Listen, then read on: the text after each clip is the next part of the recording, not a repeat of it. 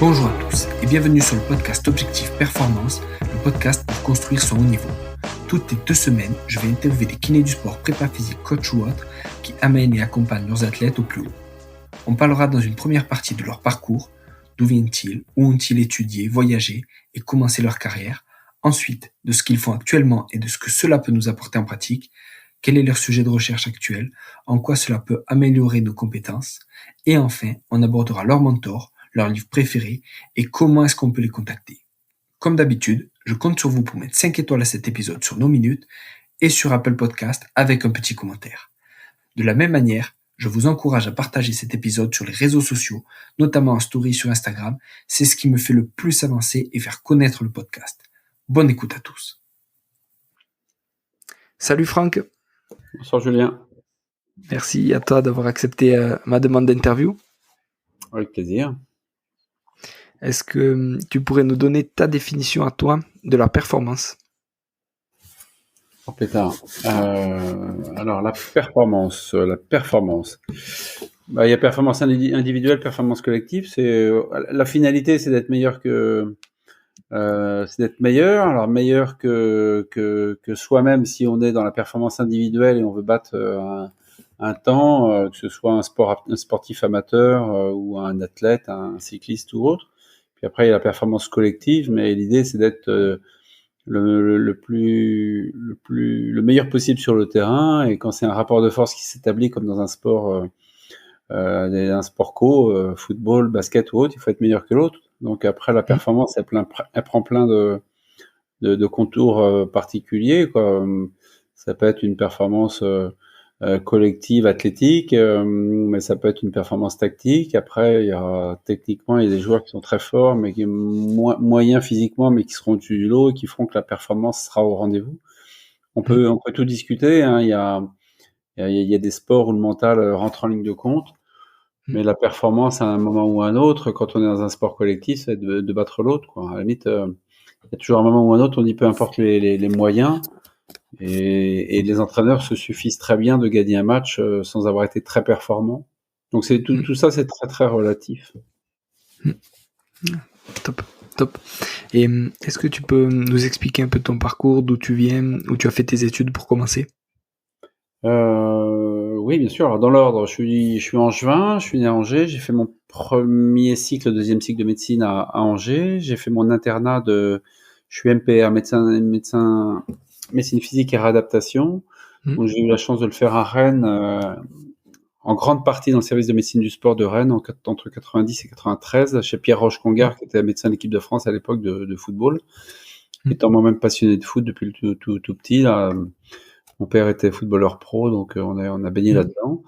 Et puis à la sortie de l'internat, j'ai eu beaucoup de chance. Le poste à Clairefontaine m'a été proposé. Enfin, il m'a proposé le poste à Clairefontaine, qui venait d'être créé 3-4 ans avant.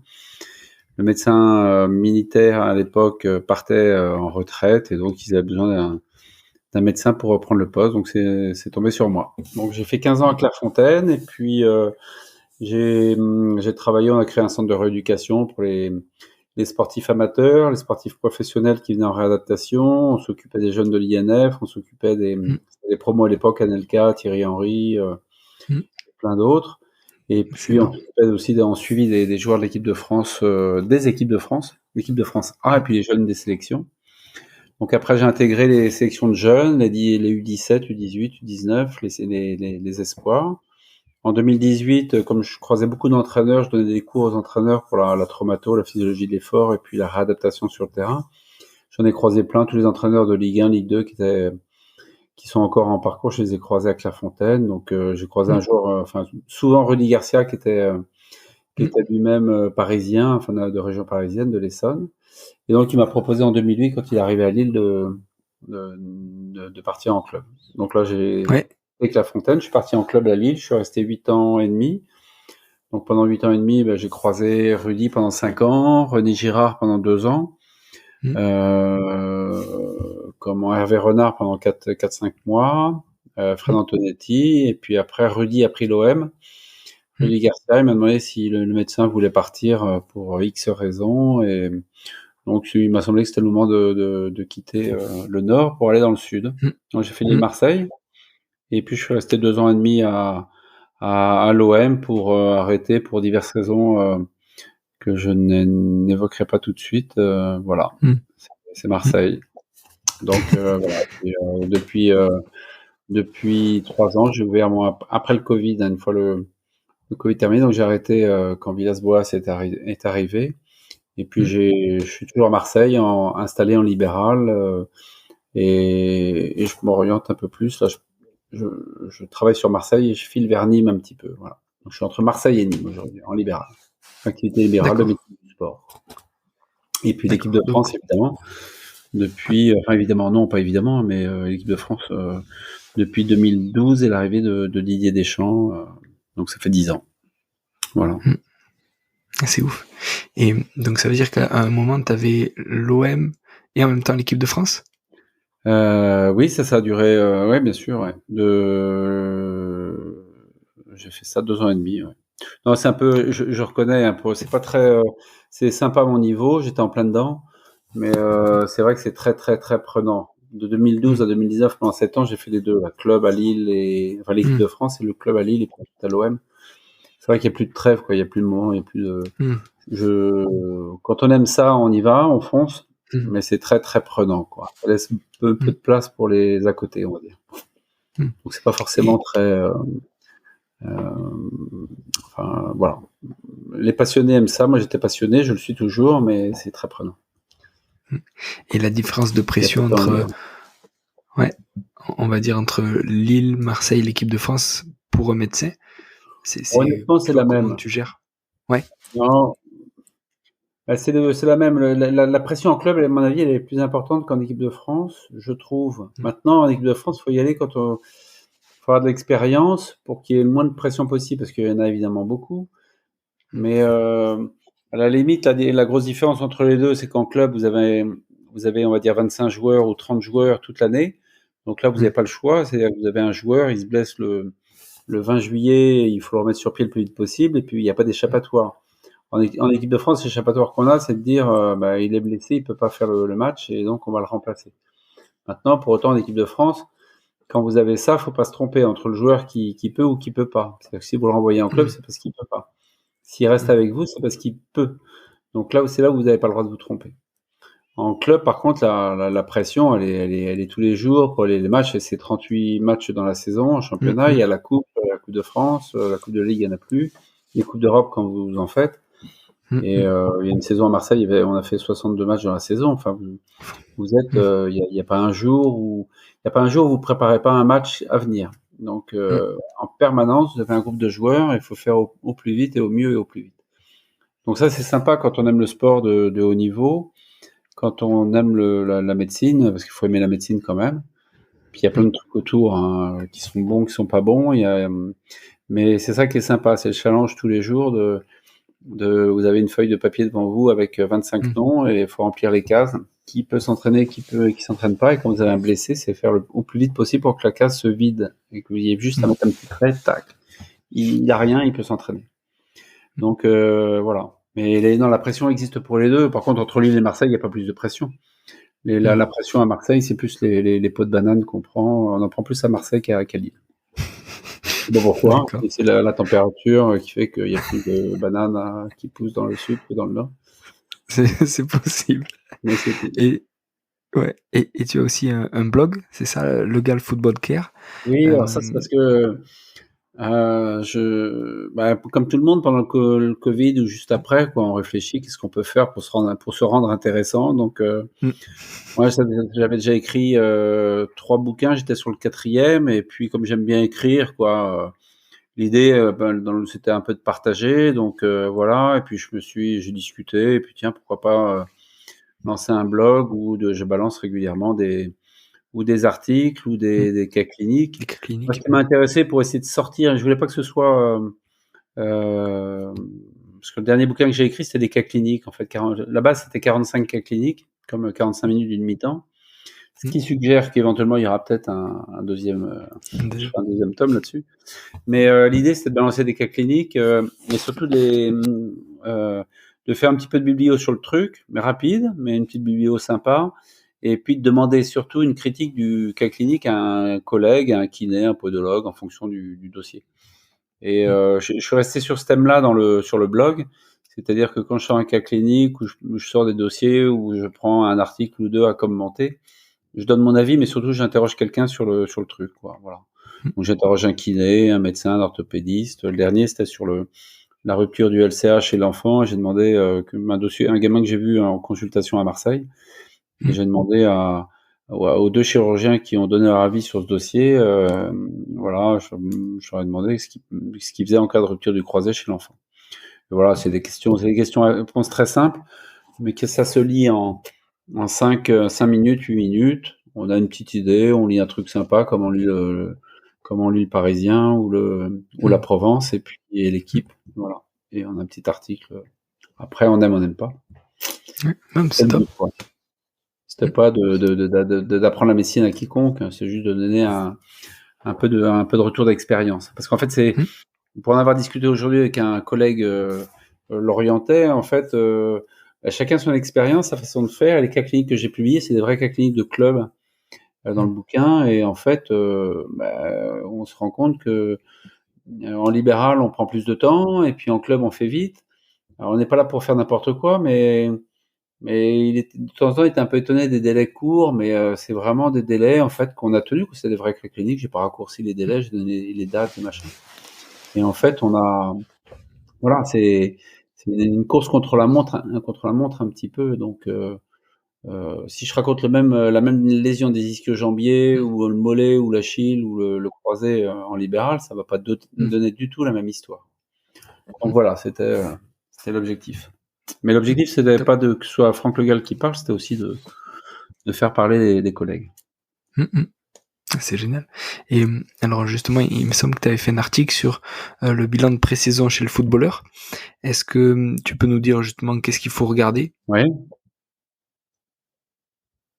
Oh là là, il y a plein de choses. Faudrait reprendre l'article. Il y a un volet important en 1 contre 1 avec le joueur, quoi. Alors de temps en temps, évidemment c'est des étrangers, donc il faut avoir le traducteur. Si possible l'agent. Le truc faut toujours se méfier, parce que le joueur qui vient, il va toujours très très bien. Et comme il va signer un contrat, et si possible pour 5 ans, et bien rémunéré, c'est un piège. Il faut se mettre en tête, il faut être très très professionnel. Alors à défaut de lever des lièvres en permanence, il faut savoir, voilà, il faut aller en éveil. Puis après, c'est un examen clinique, c'est un interrogatoire classique. Ce qui marche bien, je me suis fait avoir sur certains dossiers que je n'évoquerai pas, mais j'ai pu me faire avoir aussi sur des joueurs qui disent que tout va bien, et en fait, on est là pour lever un lièvre. Donc, il faut le mettre dans des situations, c'est interrogatoire, récupérer le maximum de données sur les antécédents, le nombre de matchs joués, les dernières saisons, les derniers mois, c'est important. Le joueur qui a rien joué qui a pas joué un match depuis 3 mois, il faut toujours se poser des vraies questions. Faut l'examiner, cheville, genou, c'est de A à Z, de la tête aux pieds. Il faut rien oublier. Faut sortir l'échographe, parce que maintenant tous les médecins du sport, moi je fais l'échographie depuis 25 ans, 97. Mais tous les médecins du sport aujourd'hui savent qu'ils doivent faire de l'échographie, donc il faut sortir l'échographe pour regarder un tendon d'Achille, un tendon rotulien, un ischio, un quadri, un mollet, rapidement ou pas, balayer pour savoir s'il y a des cicatrices ou pas, pour savoir si le joueur vous raconte des escarbouilles ou pas. Et puis ensuite, il faut faire un nombre de bilans, voilà, qui sont importants. Donc il y a la prise de sang, il y a le bilan cardiaque. C'est pas le plus important, mais c'est le truc indispensable, parce que c'est quasiment la seule contre-indication chez les sportifs de haut niveau. Moi, ça m'a 11 ans de club pro entre Lille et Marseille, ça m'est arrivé une seule fois. C'est pas très très fréquent. Mais quand ça arrive, il faut évidemment il faut savoir le trouver. Mais ça, c'est le cardiologue qui vous le dit. À ce moment-là, la fédération a mis en place depuis 10 ou 15 ans maintenant un collège de cardiologues référents. Donc rapidement on transfère le dossier pour savoir si oui ou non on prend un risque, et si on peut faire signer la licence. Donc il y a la cardio, il y a la prise de sang, il y a le bilan dentaire, il faut le confier au kiné, il y a le bilan podologique, il y a l'ostéo qui peut passer aussi pour faire son bilan, qui sera jamais une contre-indication, mais c'est toujours intéressant. Et puis il y a des tests fonctionnels que j'aime bien, moi, le test isocinétique de cuisse. La moitié des blessures chez le footballeur, c'est genou ou cuisse. Donc, si vous faites un test de force musculaire sur un quadri ischio, donc pour un genou, c'est pas un élément qui va vous valider tout, mais ça reste un test fonctionnel. Et quand vous avez un déficit sur un quadri ou un ischio d'un côté, forcément, le joueur peut pas vous raconter d'histoires. Donc c'est un peu le mettre pas en difficulté, mais aller chercher quand même des tests fonctionnels. Il y a un test fonctionnel qui est très bien, c'est le tapis roulant à mon niveau. Quand vous mettez le joueur sur un tapis roulant, vous voyez sa VMA. S'il a eu un ménisque, un tendon d'Achille, s'il n'a pas joué, s'il n'est pas en forme, ça se voit tout de suite, hein, quand on a un peu d'expérience. Un footballeur, il monte à 18 km/h de VMA. Quand il coince à 14,5, vous posez des questions. À défaut, c'est pas une contre-indication. Il y a un joueur qui a signé à Marseille, il y a encore quelques supporters de l'OM qui me disent, mais vous avez validé la signature du joueur? Moi, à partir du moment, nous, quand on est médecin, à partir du moment où il n'y a pas de contre-indication à jouer au football, moi, si le président, aussi stupide soit-il, veut faire signer le joueur alors que il a cet antécédent, il va pas être bon sur le terrain, ça c'est pas le problème du médecin, quoi. Hein, c'est-à-dire que le problème de la performance sur le terrain, justement, vous en parliez tout à l'heure, on n'est pas là pour faire signer un joueur performant, on est là pour voir si oui ou non, quand on fait une visite médicale, si oui ou non il y a une contre-indication, et éventuellement, enfin c'est pas éventuellement, c'est pour avoir un niveau de forme du joueur. Et quand le niveau de forme du joueur vous semble tout à fait cohérent par rapport à ce qu'il doit être pour jouer au football de haut niveau, quels que soient ses antécédents, s'il n'y a pas de contre-indication, bah écoutez, à la fin de la visite médicale, vous savez sur quoi travailler, mais par contre, vous pouvez, si l'entraîneur et le président ont décidé de faire signer, c'est leur problème, quoi. Et j'ai une remarque il y a quelques mois sur un joueur comme ça qui a signé à Marseille. C'est là pour le coup, c'est pas un problème médical, mais tout se sait en fait dans le football. Mais faut rester à sa place en fait. C'est ça qui est compliqué, enfin qui peut être compliqué pour certains. Et est-ce que, justement, quand le joueur arrive, avant de signer le contrat, est-ce que toi, par exemple, tu peux te mettre en relation avec son médecin de son ancien club et lui demander, ben voilà, justement, qu'est-ce qu'il a eu, qu'est-ce qu'il est susceptible d'avoir et comment vous avez géré ça, ou ça se fait pas? Oui, alors si, ça se fait quand c'est... ça peut se faire. Moi, j'ai pu le faire, comme d'autres médecins l'ont fait quand c'était des joueurs qui quittaient le club où j'étais. Mais alors ça, par contre, c'est méfiance plus. C'est-à-dire que là, on est salarié d'un club, et un joueur qui va partir, vous n'êtes pas là pour faire le malin et empêcher un transfert, c'est plus votre problème, quoi. Le joueur veut partir, donc en fait, à la limite, faut être très, très, très méfiant. Moi, je me souviens d'un joueur, mais j'étais à Clairefontaine encore, donc j'étais complètement neutre, j'étais pas en club. Il venait pour une rupture de croisée, il voulait pas que ça se sache. Il avait 28, 29 ans, il était entre deux clubs.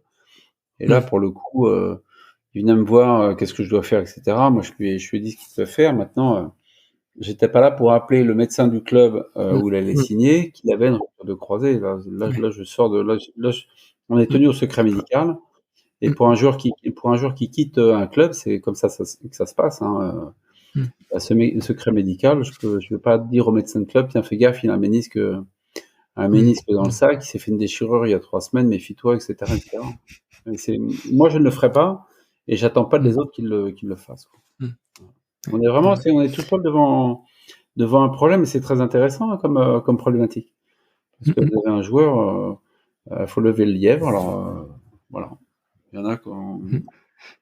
Et je rebondis ici sur l'exemple que tu prenais tout à l'heure.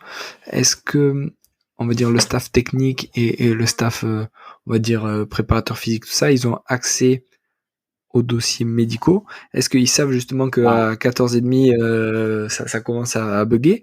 Est-ce que tu leur dis, ou est-ce que juste ça peut dépendre de la relation que vous avez avec l'entraîneur et le préparateur physique. Moi, j'ai connu tout, hein. Préparateur physique super, Grégory Dupont, très intéressant, très intelligent, avec qui on peut échanger sur la même longueur d'onde. Rudy Garcia, entraîneur, très bien. Didier Deschamps, très bien. Enfin, et puis je suis tombé j'ai croisé des abrutis aussi.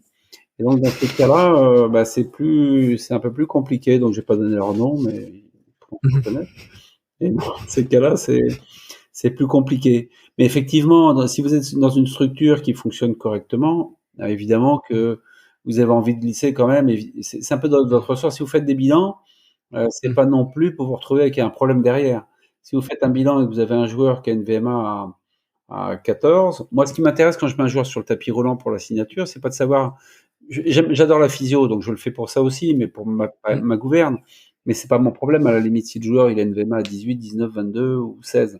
Parce qu'il y a des joueurs Mmh. qui sont très performants. Deli Valdez, Mmh. je sais pas si vous vous souvenez de ce joueur qui joue au PSG il y a 20 ans, qui marquait Mmh. but sur but ou pas loin. J'exagère peut-être. C'était un attaquant, il avait une VMA à 15 km/h. Donc, Mmh. Romario, c'est pareil, il avait une VMA à 4 km ou 5 km par match, mais il marquait 2 buts par match. Donc, et les critères, c'est très aléatoire, hein, on peut pas tout dire là-dessus. Mais par contre, quand vous avez des infos comme ça, bah, évidemment, c'est quand vous avez une très bonne relation avec l'entraîneur ou avec le Mmh. préparateur physique, vous les donnez. Ouais. Mmh. Parce que derrière, mine de rien, un staff, peut-être on y reviendra, mais un staff, c'est important.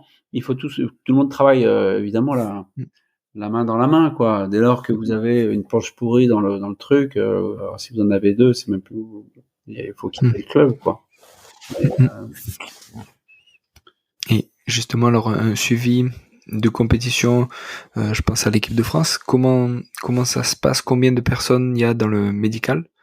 Et quelle relation il y a entre le staff technique et le staff médical? Mais là, c'est l'exemple type actuellement en équipe de France, hein, depuis 10 ans où tout se passe, c'est huilé, quoi. C'est un staff très réduit, hein. C'est pas pléthorique du tout comme d'autres sélections. Il y a Didier et donc Guy Stéphane, son adjoint, Franck Raviot pour les gardiens de but. Et puis il y a un préparateur physique. Donc on a eu Eric Bedoué pour l'Euro 82, voilà, l'Euro 2016, pardon. Mmh. J'en ai vu tellement. Ensuite, Grégory Dupont pour la Russie en 2018, et maintenant on a Cyril Moine. Mais avec les trois, ça se passait très bien. Et puis on a un staff kiné avec qui ça se passe très bien. Donc il y a pas de peau de banane. C'est un peu vertical parce qu'il y a Didier au-dessus quand même. Mais Mmh. après, on est tous à l'horizontale et on se transmet les infos. Donc là-dessus, c'est pareil. On prépare tous les rassemblements en ayant un Mmh. suivi. Des joueurs, le temps de jeu, Mmh. blessé, pas blessé. Moi, je prends les infos auprès des médecins de club, auprès des Mmh. joueurs directement. Didier aussi et Guy, prennent leurs renseignements, et puis on avance comme ça, quoi, et on s'échange les informations. Et ça ne peut se passer que ça ne peut se passer que comme ça parce que c'est bien huilé, quoi. Il y a aucune, Mmh. il y a aucun grain de sable entre nous. Et justement, alors, pour le Qatar, au vu de la chaleur qu'il y aura et du timing, parce que c'est la première fois que ça tombe, on va dire, en hiver, entre guillemets, pour nous et que c'est à la mi-saison, qu'est-ce que ça va changer? Est-ce que vous attendez à ce qu'il y ait plus de blessés? Est-ce que vous allez le gérer différemment? On sait qu'il y a très peu de Après, préparation. plus de blessés, là, ça va être compliqué d'en avoir beaucoup plus, là, parce que là, on sort de la Ouais, non, mais dernière trêve, il y avait beaucoup, beaucoup de blessés. On était ouais, jusqu'à 14 ou 15. ouais. Donc, là, il y en a qui sont déjà revenus, donc il faut que ça se calme, évidemment, hein. Donc oui, là, on va suivre à mesure qu'on va se rapprocher de la Coupe du Monde. Là, on a les infos, pas match par match, quoi. Il y a 2 matchs Mmh. par semaine. On suit ça évidemment sur les temps de jeu régulièrement. On souhaite pas non plus qu'ils jouent tous les matchs. On n'a pas besoin qu'ils jouent tous les matchs pour être rassuré. On a surtout besoin de savoir qu'ils sont aptes et qu'il y a pas de blessure, quoi. Mais tous les joueurs aptes aujourd'hui, on va continuer à les suivre comme tous les autres, Mmh. comme chacun. Et ceux qui sont blessés, bah, effectivement, je prends des infos régulièrement auprès des médecins de club pour savoir si les délais vont être respectés.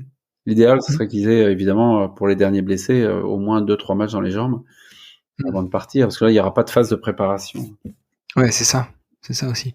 Et est-ce que tu t'attends, entre guillemets, à plus de blessures sur cette saison au vu de cette configuration avec la Coupe du Monde au milieu? Ou est-ce que pas forcément, d'après toi? Avec le Covid, on s'était déjà posé la question, il n'y en a pas eu plus. Je pense que honnêtement, sur une saison, je pense que tout est lissé. Peut-être que faudrait voir les autres sélections. J'espère qu'on n'est pas les seuls à avoir beaucoup de Mmh. blessés. Un max. Mmh. Mais ceci dit, peut-être on n'est pas nombreux. Mais en fait, sur une saison, tout est lissé. Vous avez toujours des périodes sur une saison pour en avoir fait quelques-unes où il y a un plus. Alors, on se pose plein de questions. Est-ce qu'on a bien fait la prépa? Est-ce qu'ils font assez de récup, les bains froids, les bains chauds? Est-ce qu'ils font assez de massage, d'étirement? Est-ce qu'ils ils font pas la fête à côté? Enfin bon, il y a des tas de trucs.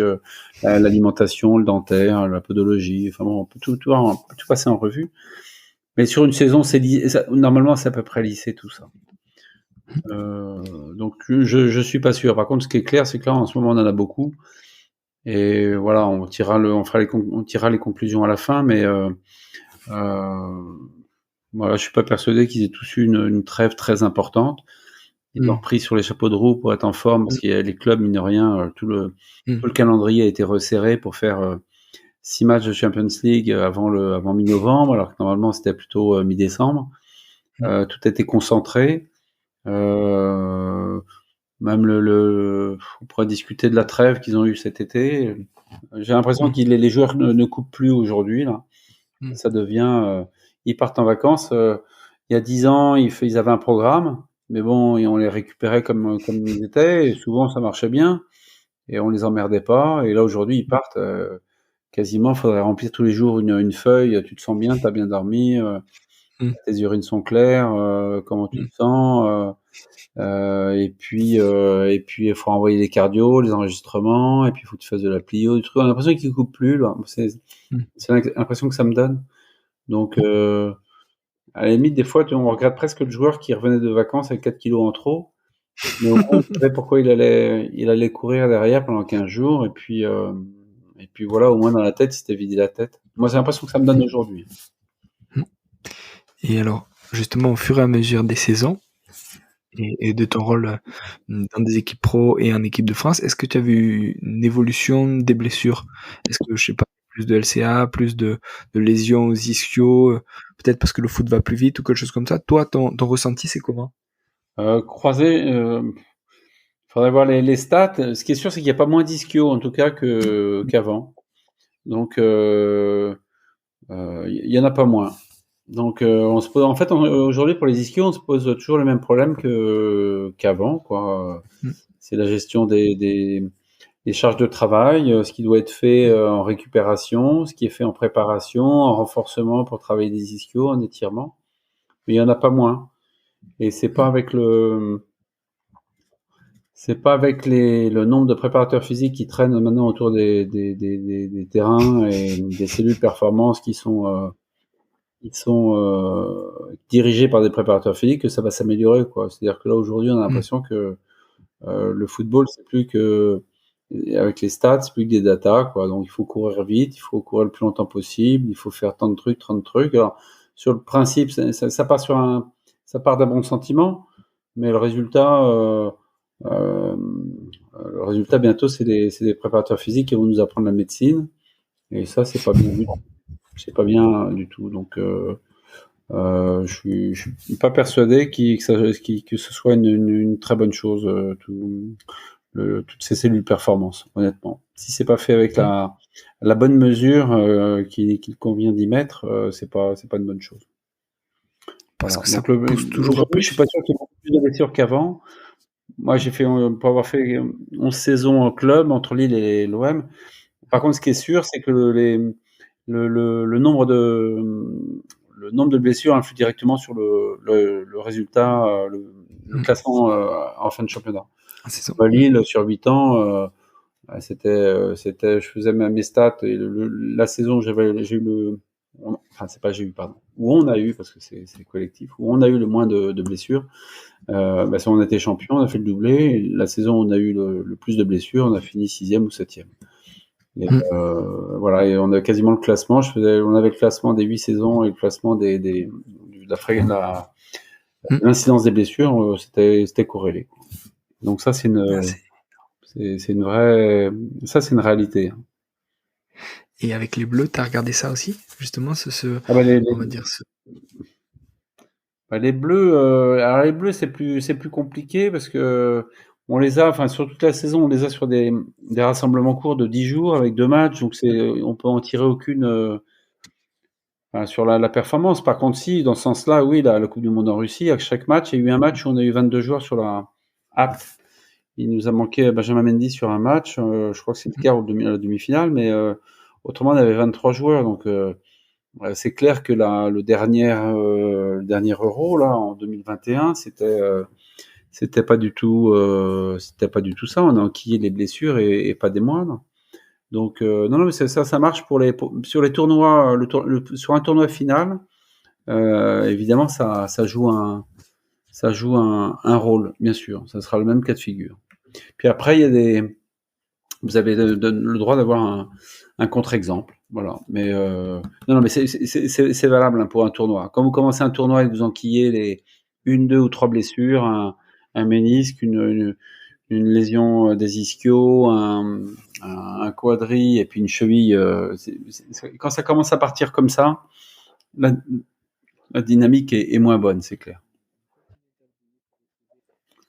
Du coup, par rapport au LCH et le footballeur, quelle incidence il y a et quel traitement en gros marche le mieux? Est-ce qu'il y a une spécificité du LCH et le footballeur et on va dire une spécificité même dans la rééducation, dans la reprise terrain?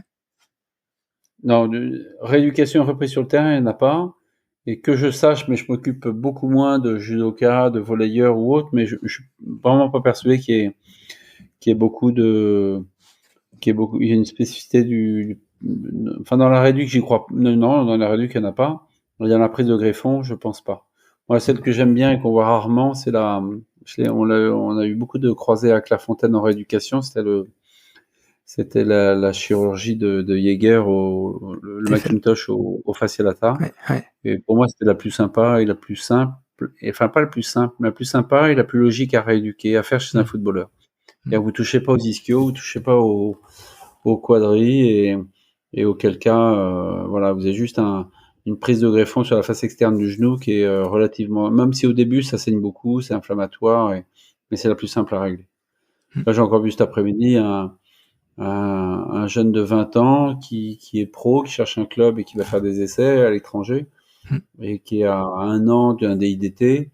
La plastie, elle est bien, mais par contre, vous avez un déficit de force des ischios. Alors, c'est pas, heureusement, c'est rare, je vais pas dire c'est rarement, mais c'est pas souvent le cas, mais quand vous avez ça, vous dites, voilà, peut-être que ça aurait été mieux de faire autrement, mais voilà. Le TFL, sincèrement, je regrette qu'il n'y ait pas plus à le faire, mais c'est qu'un avis de médecin rééducateur. Et t'en as parlé déjà avec des chirurgiens, alors je pense que bah oui, mais là, ceux qui décident ce qu'ils veulent faire, hein, là pour le coup, quand enfin, il y en a quasiment pas, quoi. Hein. Il y en a quasiment pas. Et puis après, pour les pros, alors pour parler que des pros, c'est des circuits, hein, donc ils finissent toujours chez les mêmes chirurgiens, ou souvent chez les mêmes. Et donc c'est souvent des DIDT, enfin des trucs. Mais ça marche bien. Hein. Mais quand vous avez des déficits d'ischio derrière résiduels, pour peu qu'ils soient pétés un ischio avant, comme c'était le cas cet après-midi, donc des déficits de force, voilà, le joueur va finir par la récupérer, mais vous dites peut-être que ça aurait été mieux de réfléchir avant et de faire autre chose. Clairement. Et alors, comment toi, donc entre le libéral et l'équipe de France, comment tu organises, on va dire, une semaine type? Est-ce que tu as des réunions, on va dire, chaque semaine pour l'équipe de France? Est-ce que tu travailles pour l'équipe de France sur ta semaine? Non, toutes les périodes quand on sort d'un rassemblement, il y a la relation avec le club, les nouveaux blessés. Ensuite, ça dépend à quel moment se situe le prochain rassemblement, mais il y a toujours 15 jours, 3 semaines, un mois où on est là, on n'est pas light du tout, là on est sur le qui-vive et avec une liste des blessés et puis à savoir à imaginer, prendre les renseignements pour savoir à quel niveau ils se trouvent dans leur rééducation, réadaptation sur le terrain. Mais par contre, sur la saison dernière, le dernier match en novembre et le match suivant en mars, là il y a une période de 2 mois où on laisse filer. Hein. De toute façon, le joueur nous appartient pas, hein, il appartient au club.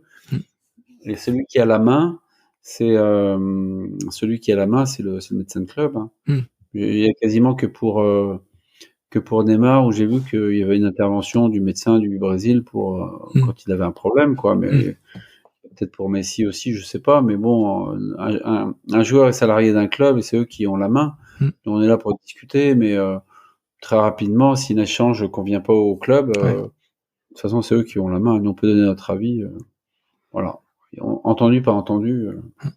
Et du coup, ça C'est bien complique. comme ça. Moi, j'étais médecin de club. Heureusement que j'avais la main quand j'étais en club, que c'était pas le médecin de la sélection, mais c'est pas choquant, c'est pas, ça n'a rien d'extraordinaire ce que je dis, mais c'est le joueur appartient au club. Donc Mm. nous, on est là, nous on prend la main quand on l'a récupéré. Par contre, quand il est avec nous, il est avec nous. Mm. Et voilà. C'est pour ça qu'il faut que la relation se passe bien, parce que il y a toujours nous, on a besoin de savoir récupérer un joueur en pleine forme, d'avoir un bon échange quand on va récupérer le joueur, et on doit faire la même chose derrière. Mais il faut que ça se passe bien, parce que le joueur, quand il est en sélection, le club n'a pas à vous demander, comme c'est arrivé avec quelques-uns, à vous dire qu'est-ce qui se passe, je comprends pas, il a mal à droite, il a mal à gauche. Quand il est en sélection, c'est le médecin responsable, c'est moi ou c'est le médecin de la sélection. C'est pas le médecin du club. Donc, chacun a sa place, mais ça suit une logique très de calendrier, quoi. Quand il y a match équipe de France, c'est match équipe de France, c'est pas match de club. Et ça veut dire que tu échanges régulièrement avec tes confrères dans le club pour tel ou tel joueur en disant lui il s'est fait ça, qu'est-ce que t'en penses, et est-ce que pareil toi tu fais un retour on va dire post période équipe de France pour leur dire voilà lui il a eu ça, il se plaint de ça, Bien sûr. etc. Tout à fait. Dès qu'il y a un blessé. J'aime pas brasser de l'air pour brasser de l'air, donc quand il y a rien, je vais envoyer un message juste pour dire qu'il y a rien. Bon, il y en a qui aiment bien ça, mais à la limite, ceux qui font ça, je pense qu'il ferait peut-être mieux de faire autre chose, parce que ça sert pas à grand chose de perdre son temps pour ça. Par contre, c'est clair que quand il y a une vraie pathologie, ça vaut le coup d'échanger, c'est important. Donc effectivement, non, on prend les renseignements et on les donne. C'est donnant-donnant, de toute façon, ça peut pas être autrement. Le joueur, il appartient au club, il appartient à la sélection à certains moments de la saison. Donc on est obligé d'avoir un échange cordial et le plus professionnel possible. Après, on s'aime ou on s'aime pas toujours, mais ça, c'est pas... Ça n'empêche pas de bien communiquer, ou du moins d'essayer de bien communiquer. Voilà, non, mais c'est pour le bien du joueur et de tout le monde. Donc, Et Franck, est-ce que tu as des gens qui t'ont inspiré ou des mentors? Moi, j'aime quand j'en parle, celui qui m'a lancé, c'est Pierre-Roch Congar, qui est décédé malheureusement depuis le 2 décembre 2016, mais c'est lui qui m'a lancé, chez qui je me suis formé, qui m'a proposé le poste à Clairefontaine. Donc voilà, j'ai fait 3 ans à Rennes avec lui, et puis ensuite de 93 à 2016, j'ai échangé avec lui régulièrement. Donc lui, évidemment, oui, c'est lui qui m'a mis le pied à l'étrier. Après, mon père, qui après sa carrière de footballeur pro, est devenu kiné à Angers, qui m'a sûrement à un moment ou un autre qui m'a laissé entendre à un moment ou un autre que ça pouvait m'intéresser. Et puis après, oui, j'ai croisé des gens importants des gens avec qui je m'entendais très bien, beaucoup de kinés avec qui je m'entends très bien, des chirurgiens, des orthopédistes, des médecins de club. Voilà, il faut aller chercher les compétences là où elles sont. Et les compétences, c'est toujours plus intéressant quand les gens sont sympas, quand vous avez des abrutis en face de vous. Généralement, je passe mon chemin et je reste pas trop longtemps. Je préfère ne pas savoir. Donc non, il y a plein de Jean-Marcel Ferret, qui était Jean-Pierre Paclet, qui était avec les Espoirs, Ferret qui était avec Léa de 93 à 2004, Paclet après.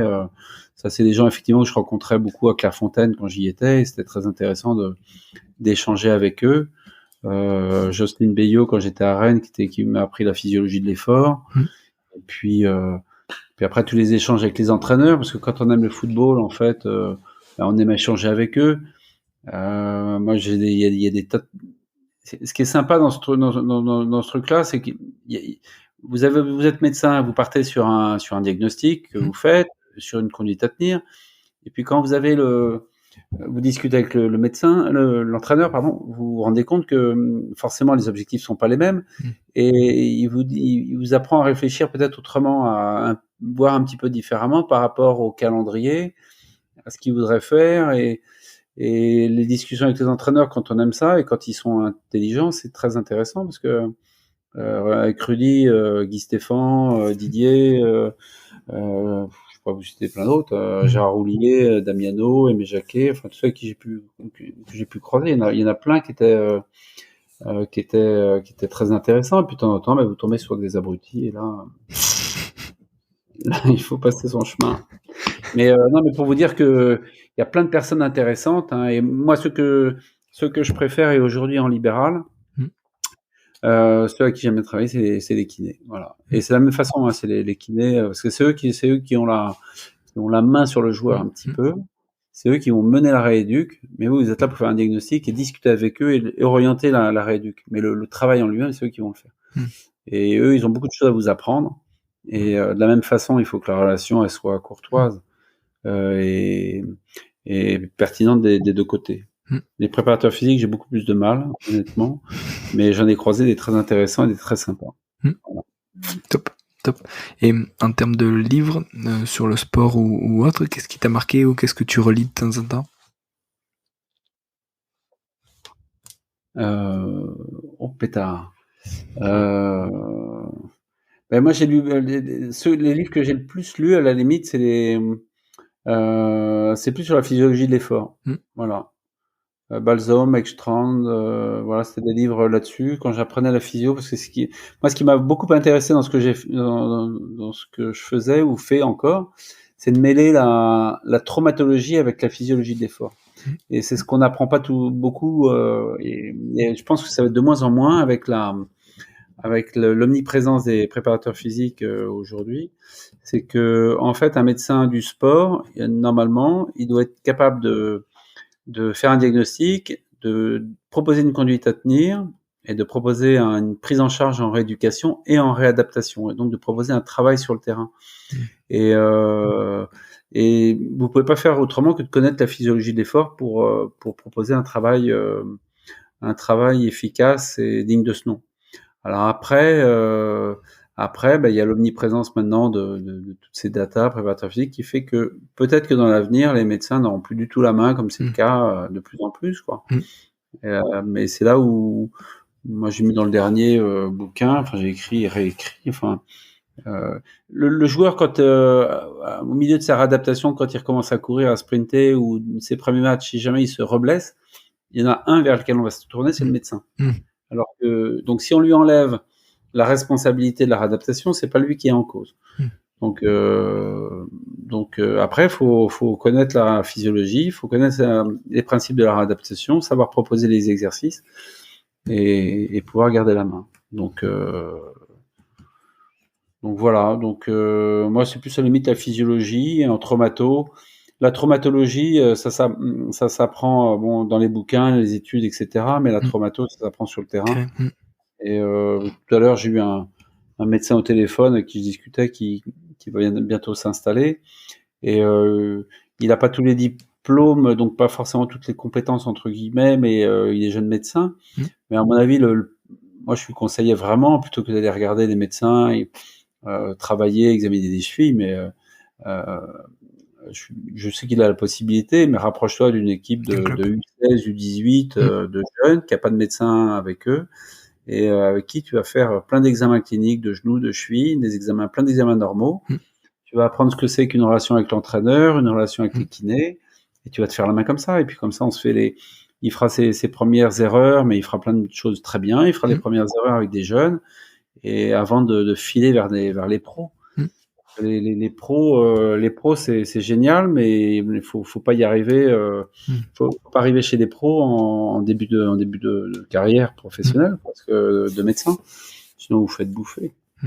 Donc voilà, faire des études, avoir validé des diplômes, les bouquins.